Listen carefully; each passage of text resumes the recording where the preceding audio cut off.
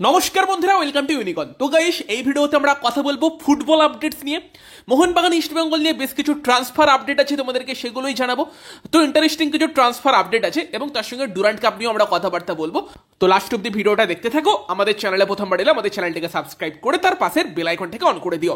তো প্রথমত আজকে ইস্টবেঙ্গলের 105তম ফাউন্ডেশন ডে, 105তম প্রতিষ্ঠা দিবস। তো এই দিনটা শুভেচ্ছা সকল ইস্টবেঙ্গল সমর্থকদের। আর ইস্টবেঙ্গলের খবর দিয়ে আজকের ভিডিওটা শুরু করা যাক। তো প্রথমত অফিসিয়ালি ইস্টবেঙ্গলের তরফ থেকে আজকে ষষ্ঠ বিদেশি প্লেয়ারের অ্যানাউন্সমেন্টটা চলে এসেছে। আর নাম তো তোমাদের আগেই জানিয়েছিলাম, সেই নামটাই আজকে অফিসিয়ালি কনফার্ম হয়ে গেল। গত বছর মোহনবাগানের জার্সিতে খেলে যাওয়া বিদেশি ডিফেন্ডার, স্প্যানিশ ডিফেন্ডার হেক্টর ইউস্তে। তো 36 বছর বয়সী এই স্প্যানিশ ডিফেন্ডারই কিন্তু ইস্টবেঙ্গলের ষষ্ঠ বিদেশি, সেটার অফিসিয়াল অ্যানাউন্সমেন্ট চলে এসেছে। হেক্টর ইউস্তের কথা বললে মেনলি তিনি একজন সেন্টার ব্যাক, যিনি ডিফেন্সিভ মিডফিল্ডেও খেলতে পারেন, তবে রিসেন্ট টাইমে তাকে ওই রোলটাই খেলতে দেখা যায়নি এবং বয়স হওয়াতে একটু স্পিডটাও কমে গিয়েছে। ফলে সেই রোলটার জন্য এখনো হয়তো সেরকম আদর্শ অপশন না, বাট একজন ভালো সেন্টার ব্যাক যাকে আমরা লাস্ট মরসুমে আইএসএল এ দেখেছি। এবং আই থিঙ্ক মোহনবাগানের কিন্তু লিগ শিল্ড জয়ের পেছনে হেক্টর ইউস্তের একটা বড় ভূমিকা ছিল এবং পারফরমেন্সের বিচারেও কিন্তু লাস্ট মরসুমটা বেশ ভালো গিয়েছে তার আইএসএল এর টপ 3 বা 4 ডিফেন্ডারের মধ্যে কিন্তু লাস্ট মরসুমে তার পারফরমেন্স অনুযায়ী তাকে রাখা যেতেই পারে। সেখানে লাস্ট মরসুম অ্যাজ এ সেন্টার ব্যাক সে যথেষ্ট ভালো খেলেছে আইএসএল এ, এবং আইএসএল এ আসার আগে তার কিন্তু সাইপ্রাসের লিগে ভালো রকম খেলার অভিজ্ঞতা আছে এবং তার আগে অনেকটা লম্বা সময় ধরে তিনি কিন্তু খেলেছেন স্পেনে, যেখানে স্পেনের গ্রানাডা শিয়েপ, আরসিডি মাল্লোর্কা, তার সঙ্গে রেসিং, এই টাইপের ক্লাবে তার খেলার অভিজ্ঞতা আছে।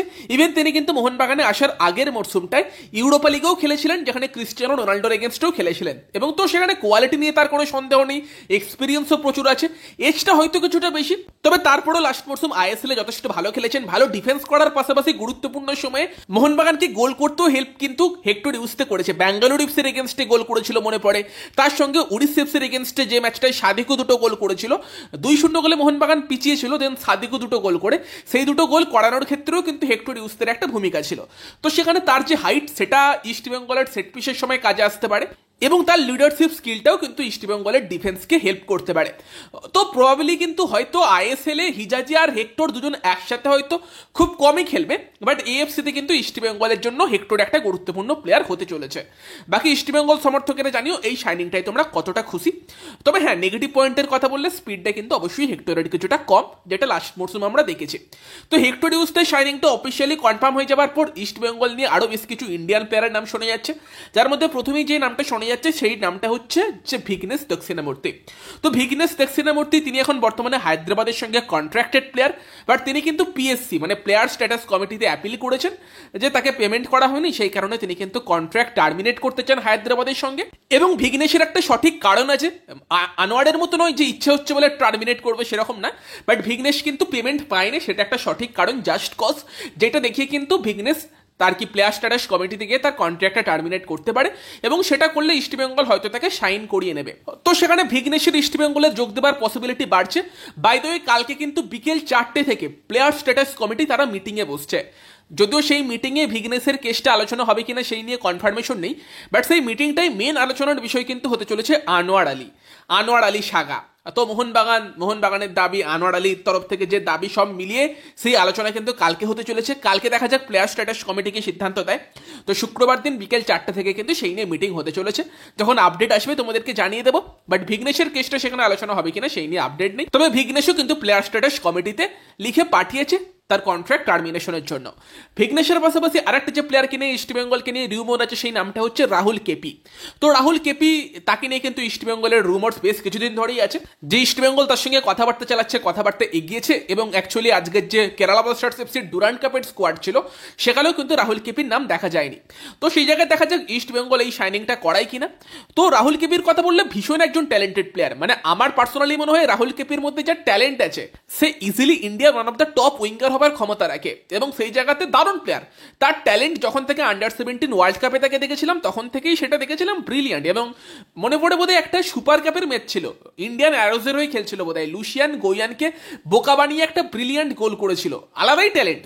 কিন্তু রাহুল কেপিকে দেখে বারবারই যেটা মনে হয় যে প্লেয়ারটা বড্ড বেশি ক্যাজুয়াল, সবসময় ফোকাস ধরে রাখতে পারে না, মানে একটা হলুদ কার্ডে আছে তারপরে উল্টো পাল্টা ফাউল করতে থাকে, একটু moody type player, casual player বলতে পারো। তবে যদি সে নিজের ট্যালেন্টটাকে চিনে হার্ডওয়ার্ক করে একটা মরসুমেই তার পুরো মানে মানে পরিচয় পাল্টে যেতে পারে, সেই লেভেলের ট্যালেন্ট তার মধ্যে আছে। তো দেখা যায় ইস্ট বেঙ্গল তাকে সাইন করায় কিনা। তবে এরকমও শুনছি যে রাহুল কেপিকে সাইন করালে নাকি ভিষ্ণুকে ছাড়তে পারে, আমি জানি না এটা সঠিক কিনা, বাট আমার মনে হয় না ইস্ট বেঙ্গলের সেটা করা উচিত হবে, কারণ ভিষ্ণুও ভীষণ একজন ট্যালেন্টেড প্লেয়ার, মারাত্মক ট্যালেন্ট, তাকে কোনোভাবেই ছাড়া উচিত না। কারেন্ট টাইমে দাঁড়িয়ে আমি রাহুল কেপির আগে ভিষ্ণুকে চুজ করবো যদি চুজ করতে হয়। তো দেখা যাক ইস্ট বেঙ্গল যদি ভিষ্ণুকে রেখে রাহুল কেপিকে সাইন করে অবশ্যই কিন্তু উইংয়ে অপশন বাড়বে। তো ফাইনাল আপডেট এলে তোমাদেরকে জানিয়ে দেবো। বাকি নাওরেম রোশন সিং তাকে নিয়েও কিন্তু প্রশ্ন আসছে, কখনো মোহনবাগান নিয়ে রিউমোর, কখনো ইস্টবেঙ্গল নিয়ে রিউমোর, বাট এই ব্যাপারে আমার কোনো আইডিয়া নেই যে মোহনবাগান ইস্টবেঙ্গলের সঙ্গে আদৌ নাওরেম রোশন সিং এর কথাবার্তা চলছে কিনা। ইভেন ব্যাঙ্গালুরুর জন্য কিন্তু নাওরেম রোশন একটা ভীষণ গুরুত্বপূর্ণ প্লেয়ার, তো তাকে তারা ছাড়তে চাইবে কিনা সেটাও সব থেকে বড় প্রশ্ন। তো জানে না ভাই, নাওরেম রোশন নিয়ে আমার কাছে কোনো খবর নেই, এটা অনেকে জিজ্ঞেস করো, তো এই নিয়ে আপডেট আমার কাছে নেই। এরপর যে দলটাকে নিয়ে কথা বলবো সেই দলটা হচ্ছে পাঞ্জাব এফসি। তো পাঞ্জাব এফসির ফরেন প্লেয়ার স্কাউটিং নিয়ে কিন্তু দারুণ কিছু মানে আপডেট আসছে। দুটো এমন প্লেয়ারকে তারা স্কাউট করেছে যাদের কিন্তু প্রোফাইল ব্রিলিয়ান্ট, যার মধ্যে প্রথম নামটা হচ্ছে ইভান নোভোসেলেক, যে কিন্তু লাস্ট মরসুম তাজাকিস্তান টপ টায়ার ক্লাব ইস্তিকলোল, যেটা একটা বড় ক্লাব এশিয়ান লেভেলে, সেই ক্লাবে খেলছিল, যেখানে সে কিন্তু এএফসি চ্যাম্পিয়ন্স লিগও 6খানা ম্যাচ খেলেছে লাস্ট মরসুম। এবং তার ভাই বডিটা তো আলাদা লেভেলেরই বডি আছে, মানে চেহারাটা মারাত্মক। 29 বছর বয়স, ক্রোয়েশিয়ান সেন্টার ব্যাক, যার লাস্ট মরসুম লিগে 8টা ম্যাচে 3টে গোলও আছে। তো সেই ইভান নোভোসেলেক সে কিন্তু পাঞ্জাব এফসিতে জয়েন করতে চলেছে বলে খবর। এবং তার পাশাপাশি নরওয়ে স্ট্রাইকার মুশাগা বাকিঙ্গা, তাকেও কিন্তু পাঞ্জাব এফসি স্কাউট করেছে, যেই প্লেয়ারটারও প্রোফাইল বেশ সুন্দর লাগছে। যেখানে কিন্তু এই প্লেয়ারটা লাস্ট মরসুম সাইপ্রাসের টপ ডিভিশনে 22টা ম্যাচে 8টা গোল 4টে অ্যাসিস্ট করেছে। ইভেন সে কিন্তু নরওয়ের টপ ডিভিশনে ব্রিলিয়ান্ট রেকর্ড, 180টা ম্যাচ খেলেছে, 63টা গোল করেছে, 15টা অ্যাসিস্ট করেছে। তার সঙ্গে বেলজিয়ামের টপ ডিভিশনে 31টা ম্যাচে 7টা গোল 5টা অ্যাসিস্ট আছে। তার সঙ্গে তোমার ডেনমার্কের টপ ডিভিশনে 24টা ম্যাচে 6টা গোল 3টে অ্যাসিস্ট আছে। মানে সব জায়গাতেই রেকর্ড ব্রিলিয়ান্ট। বর্তমানে ফ্রি এজেন্ট, বয়স হচ্ছে 31 বছর। তো সেন্টার ফরওয়ার্ড, তাকে কিন্তু পাঞ্জাব এফসি সাইন করাতে চলেছে, এটাও একটা ব্রিলিয়ান্ট স্কাউট লাগছে। তো এই প্লেয়ারগুলো কিন্তু এসে ভালো খেলতে পারে এবং হয়তো তার পরের মরসুম বড় ক্লাবদেরও তাদের উপর ইন্টারেস্ট জন্মাতে পারে, যেরকমটা মাদি তালালকে নিয়ে এই মরসুম হয়েছে। বাট পাঞ্জাব কিন্তু রীতিমতো ভালো স্কাউট করছে বিদেশি প্লেয়ারদের ক্ষেত্রে। ইন্ডিয়ান প্লেয়ারদের পেছনে তারা খুব একদম ঢেলে খরচা করে না, বিদেশি প্লেয়ারও হয়তো খুব বেশি খরচা করে না, বাট ভালো স্কাউট করে নিয়ে আসছে। তো পাঞ্জাবের স্কাউটিং টিমের প্রশংসা অবশ্যই করতে হবে। এরপর যাকে নিয়ে কথা বলবো সেই নামটা হচ্ছে দিমিত্রি পেত্রাতোস। তো দিমিত্রি পেত্রাতোস, তার যে মোহনবাগানে কন্ট্রাক্ট এক্সটেনশন 2 বছরের জন্য হয়েছে, এই আপডেটটা আমরা আগেই পেয়ে গিয়েছিলাম, বাট সেটার অফিসিয়াল অ্যানাউন্সমেন্ট আসছিল না। এবার কেন আসছিল না সেটা বলা মুশকিল। এরকম ইস্ট বেঙ্গল ডেতে এইভাবে একটা অ্যানাউন্সমেন্ট করবে বলেই কি অপেক্ষা করছিল? তো আজকেও একটা ইস্ট বেঙ্গলকে ব্যান্টার করে কিন্তু মোহনবাগান অ্যানাউন্সমেন্ট ভিডিও দিয়েছে, যেখানে কিন্তু দিমিত্রি পেত্রাতোসকে অ্যানাউন্স করেছে মোহনবাগানের তরফ থেকে। অ্যানাউন্স করেছে বলতে কি, তার মানে কন্ট্রাক্ট এক্সটেনশন সেটা অ্যানাউন্স করেছে, যেটা আমরা আগে থেকেই জানতাম যে দিমিত্রি পেত্রাতোস আরও 2 বছরের চুক্তিতে মোহনবাগান দলে থাকবে। সেটাই কিন্তু আজকে অফিসিয়াল হয়ে গিয়েছে।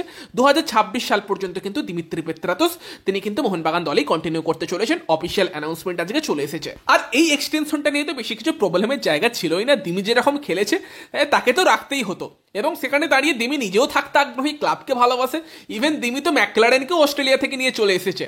দিমির একটা বড় সেখানে প্রভাব ছিল ম্যাকলারেনের আসার পেছনে। তো সেই জায়গাতে দিমি গড, মোহনবাগান সমর্থকদের প্রিয় দিমি, তিনি কিন্তু থাকছেন আরও 2টো মরসুম 2026 পর্যন্ত মোহনবাগানে। তো আরো 2 বছর মোহনবাগান সমর্থকরা তোমরা দিমি ম্যাজিক দেখার জন্য তৈরি হয়ে যাও। বাকি যদি আমরা ডুরান্ট কাপের কথা বলি, আজকে কেরালা ব্লাস্টার্স এফসির সঙ্গে ম্যাচ ছিল হচ্ছে তোমার মুম্বাই সিটি এফসির। এবার মুম্বাই সিটি এফসি নিজেদের মেন টিম তো খেলায়নি, একাডেমির প্লেয়ারদের খেলাচ্ছে, এবং কেরালা কিন্তু নিজেদের মেন টিম নিয়েই নেমেছিল, যেখানে কেরালার আক্রমণ ভাগে আদ্রিয়ান লুনা, নোয়া সাদাই, কোয়ামে পেপরা, আইমেন, এই লেভেলের একটা অ্যাটাক ছিল। ফলে মুম্বাই সিটি এফসির বাচ্চাদের জন্য একটা লম্বা রাত হতে চলেছিল আজকের ম্যাচটা, এবং সেখানে কিন্তু তারা 8টা গোল খেয়েছে। 8-0 কিন্তু আজকে কেরালা ব্লাস্টার্স এফসি ম্যাচটা জিতেছে, যেখানে কেরালার হয়ে কিন্তু 2টো হ্যাট্রিক আমরা দেখতে পাই। নোয়া সাদাই কেরালা ব্লাস্টার্সে আজকে তার ডেবিউ ছিল, নোয়া হ্যাট্রিক করে, কোয়ামে পেপেরা সেও হ্যাট্রিক করে, এবং পরবর্তীকালে অ্যাজ এ সাবস্টিটিউট এসে কিন্তু ঈশান পান্ডিতা সেও কিন্তু 2খানা গোল করে। যদিও প্রীতম কোটাল কিন্তু কেরালার বেঞ্চে ছিলেন, বাট প্রীতম কোটাল কিন্তু আজকের ম্যাচে খেলেননি। বাকি কালকে ব্যাঙ্গালুরু এফসিও কিন্তু একটা বড় জয় পেয়েছিল ইন্ডিয়ান নেভির এগেনস্টে, যেখানে ব্যাঙ্গালুরু এফসি ইন্ডিয়ান নেভিকে 4-0 হারিয়েছিল। ব্যাঙ্গালুরুর হয়ে কিন্তু কালকে রাহুল ভেকে প্রথম গোলটা করে, মানে রাহুল ভেকে আবার ক্লাবে ফিরেছে, অ্যাজ এ ক্যাপ্টেন কালকে স্টার্ট করেছিল, এবং প্রথম গোলটা কিন্তু রাহুল ভেকেই করে। এবং দেন পরবর্তীকালে গিয়ে Sunil Chhetri as a substitute Sivasakthi injured হয়ে যাওয়াতে আসে, এসে পেনাল্টি থেকে সেকেন্ড গোলটা করে, এবং তারপর কিন্তু বেঞ্চ থেকে এসে জর্জে পেরেইরা ডিয়াজ আরও 2টো গোল করে 4-0 কিন্তু ইন্ডিয়ান নেভির এগেনস্টে ব্যাঙ্গালুরুকে প্রথম জয়টা দেয়। সেখানে ব্যাঙ্গালুরু এফসিও কিন্তু ভালো স্টার্ট করেছে, আজকে কেরালাও একটা ভালো স্টার্ট করলো, 8টা গোল করে 8-0 জিতে। তো আজকে ম্যাচগুলো নিয়ে তোমাদের কি বক্তব্য কমেন্টে জানিও। যদিও উল্টো দিকের টিমটা অনেক দুর্বল, তো সেখানে বিশাল জাজ করার জায়গা নেই, বাট ভালো তো খেলেছে অবশ্যই। তো সেখানে তোমাদের মতামত জানিও। ভিডিওটা ভালো লাগলে ভিডিওটাকে লাইক করে দিও, শেয়ার করে দিও। আমাদের চ্যানেলে প্রথমবার এলে আমাদের চ্যানেলটিকে সাবস্ক্রাইব করে তার পাশের বেল আইকনটাকে অন করে দিও। তো চলো গাইস, এই ভিডিওতে এই পর্যন্তই। Bye bye.